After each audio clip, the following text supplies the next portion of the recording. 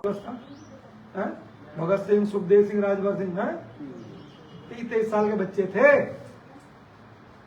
तो झुके नहीं, रुके नहीं, मर जाएंगे अपने देश के लिए। ऐसी किताब पढ़ा करो, फांसी लग गई लग जाए। गुरु गोविंद सिंह के बारे में पढ़ा करो, चिंदे बच्चे चिन गए, छोटे छोटे बच्चे थे जोरावर, और ये 8-8, 9-9, 7-7 साल के। धर्म छोड़ दो, छोड़ा नहीं, चिन दो, मार दो, नहीं छोड़ा ना। देश के प्रति प्रेम इसे कहते हैं। बताओ, जिंदे चले नहीं चले। और गुरु गोविंद सिंह हटे नहीं, अपने देश के प्रति लगे रहे, कह दी कोई बात नहीं, कुर्बान हो जान दो। तो उन कहानियों को पढ़े करो, तुम्हारा खून खोल जाएगा।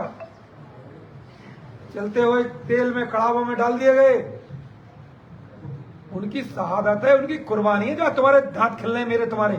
आई समझ में? और नहीं तो गुलाम को तो देखना हो तो बेटा इस कमरे में बंद हो जाओ, और 3 दिन बाद पिताई से कहते हो 3 दिन बाद निकालो तुम्हें, तुम्हारे घोंटू टेढ़े मिलेंगे, शक्ल वैसी मिलेगी तुम्हारी। क्यों? तो आपको समझ में आई एक्चुअल गुलामी होती क्या है। गुलामी होती कि हम कुछ कर नहीं पाते, ये अधीन है दूसरे की, और ये स्थिति रही। ये तो मोदी जी ने नारा दे दिया कि 2047 तक ये भारत विकसित भारत बनेगा, आत्मनिर्भर बनेगा, वही बनेगा सोने की चिड़िया 1000 साल पहले।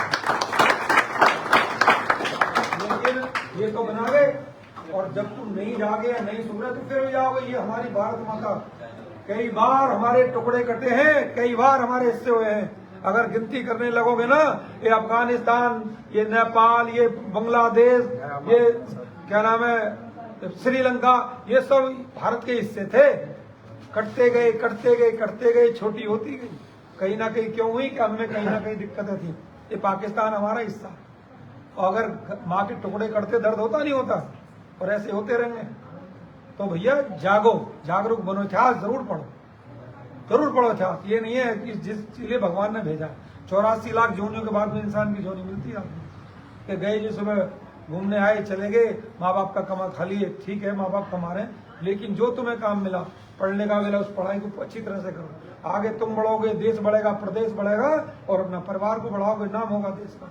हमारे प्रति सबसे पहला उनके राष्ट्र के प्रति पहली प्राथमिकता राष्ट्र प्रेम, दूसरा पार्टी प्रेम, तीसरा अपना घर प्रेम। तो मैंने इतनी बात आपको इसलिए बताई है, ये आपके जहन में उतार लो, ये जरूरी है। कितने प्रदीप चौधरी आए, कितने गए, कितने जाने को तैयार।